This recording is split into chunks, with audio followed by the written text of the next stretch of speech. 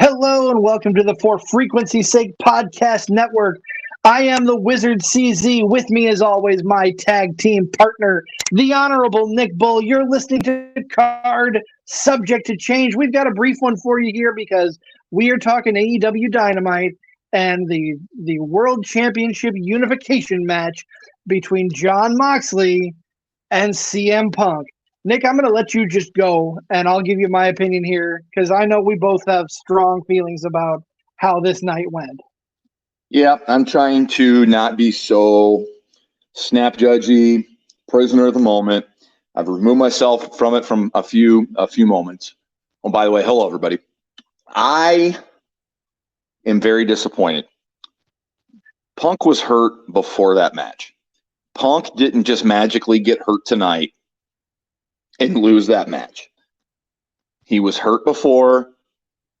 They should have known from the beginning that he wasn't going to be healed for All Out. They should have had him forfeit the belt, and we could have moved on.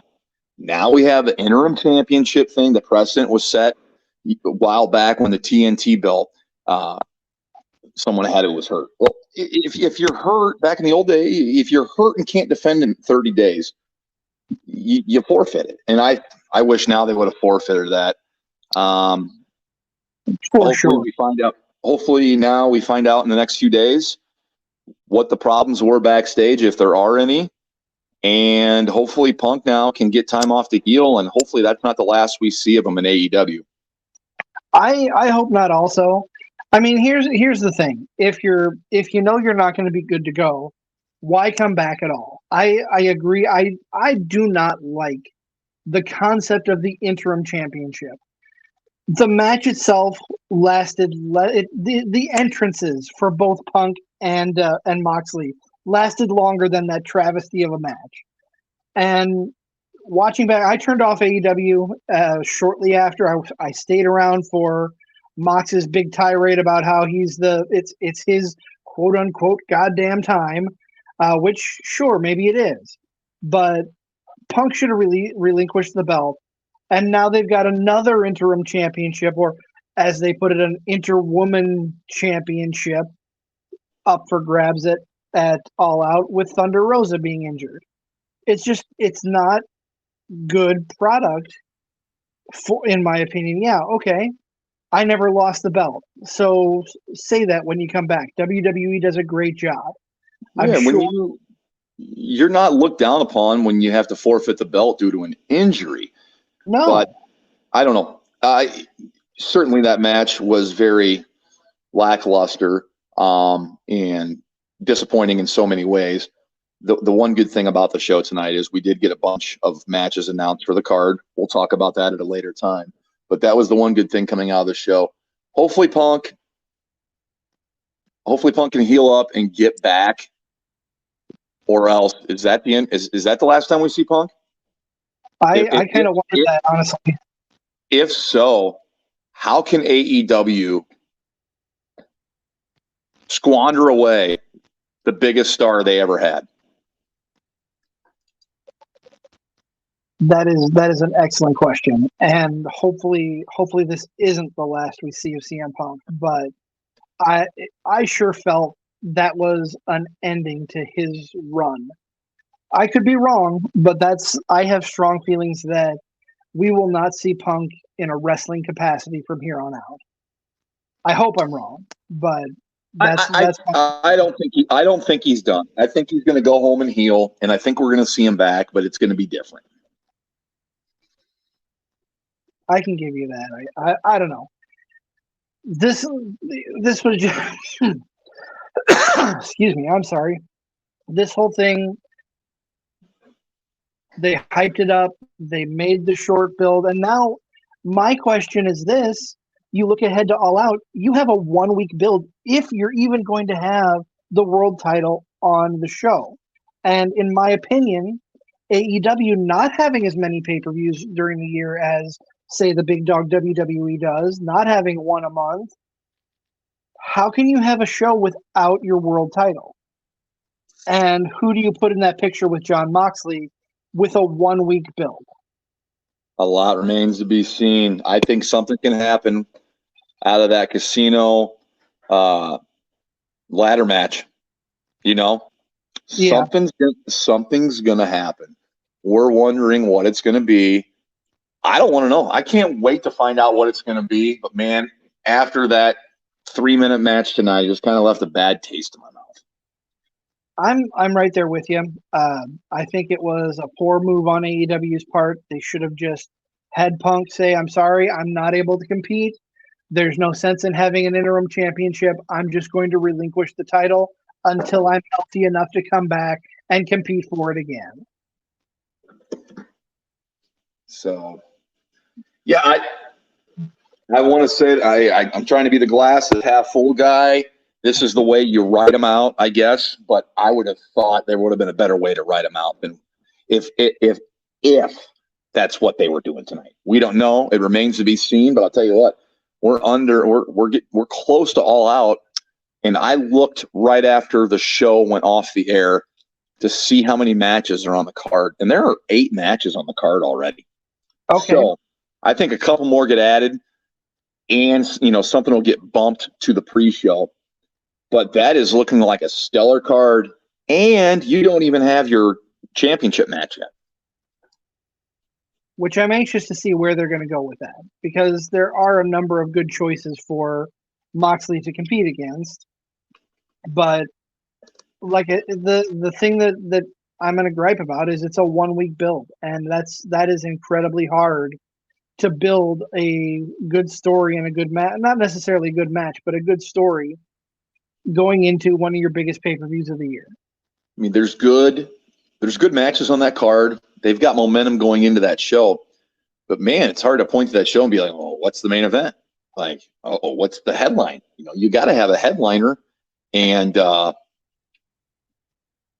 I guess we'll wait till next Wednesday. I don't see much happening on Rampage this week. You'll have that trios thing, but I don't think you're going to see much development in matches announced.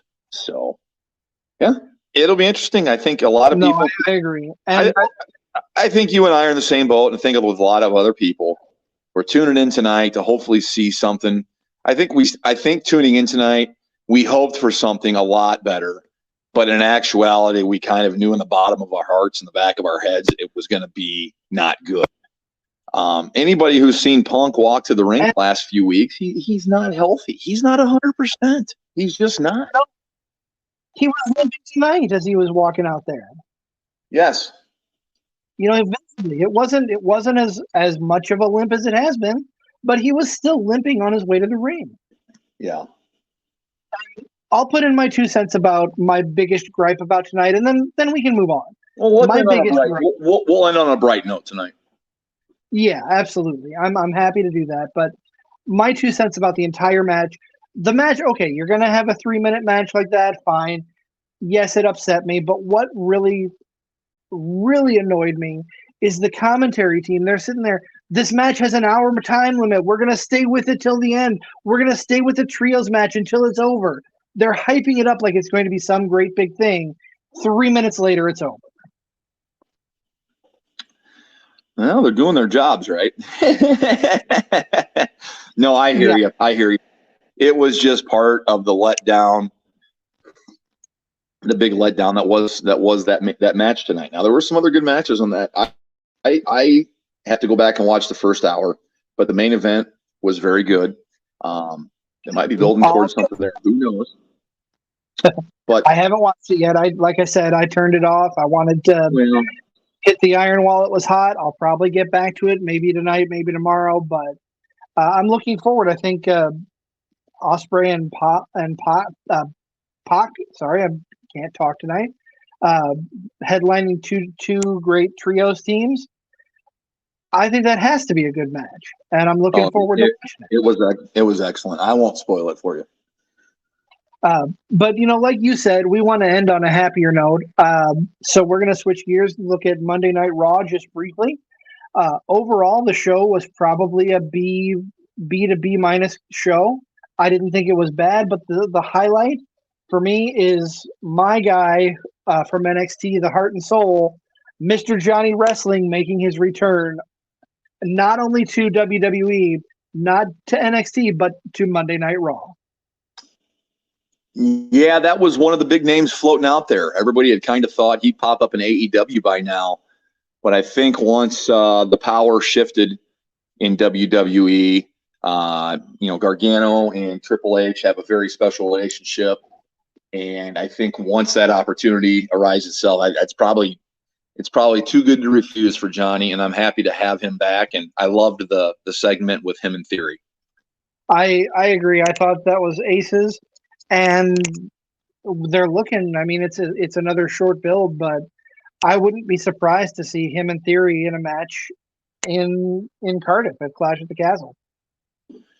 Yeah, Clash of the Castle is just a little over a week and a half away, and we've it's almost here, and I don't even know what 3 or 4 matches announced so far. I think maybe 5, but I'd have to check. So no worries. But no, I'm happy to see Johnny Gargano back. Obviously, him in Theory have some chemistry, and that might be the first program. But there's so many possibilities, and and good for Triple H. He's got his guy, his guy that he made and helped build, and he's got him in his corner and in his camp, and it's time to go to battle.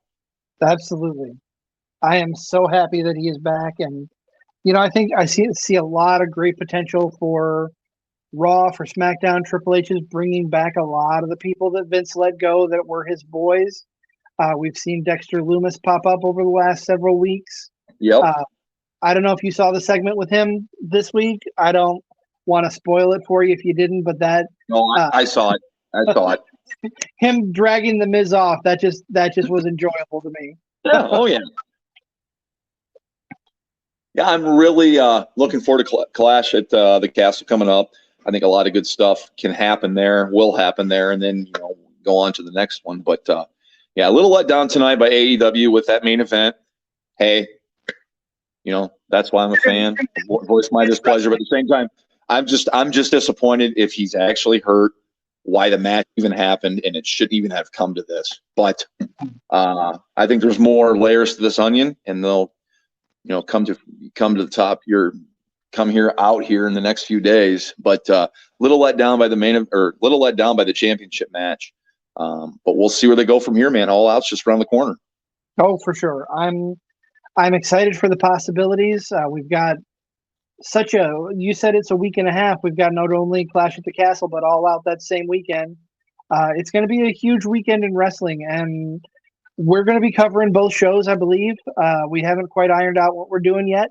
We'll talk about that off air, but definitely looking forward to what WWE has to offer and what AEW has to offer that weekend. It's going to be stellar.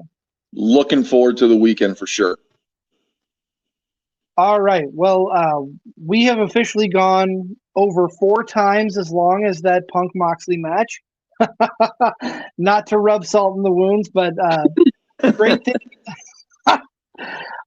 Just going to give you a little teaser here. We're coming this Sunday. We'll be popping in the studio. We're going to talk all things 1992 SummerSlam. Great show there. I've watched it once.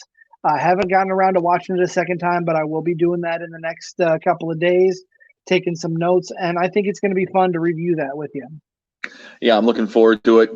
We're doing the 92 review of SummerSlam, all to gain momentum for the Clash of the Castle the following weekend, and then All Out that next weekend as well. So it is going to be a fun and busy next few weeks here in the world of the Card Subject to Change podcast. I agree. I'm looking forward to it. So we're going to sign off here. I am at the Wizard CZ on Twitter. He is at NickBull55. You can catch the podcast at CSTC Podcast on Twitter. Look for us there. Send us your tweets, any suggestions or comments. We're always open to feedback, and you guys have a great rest of your night. Toodaloo.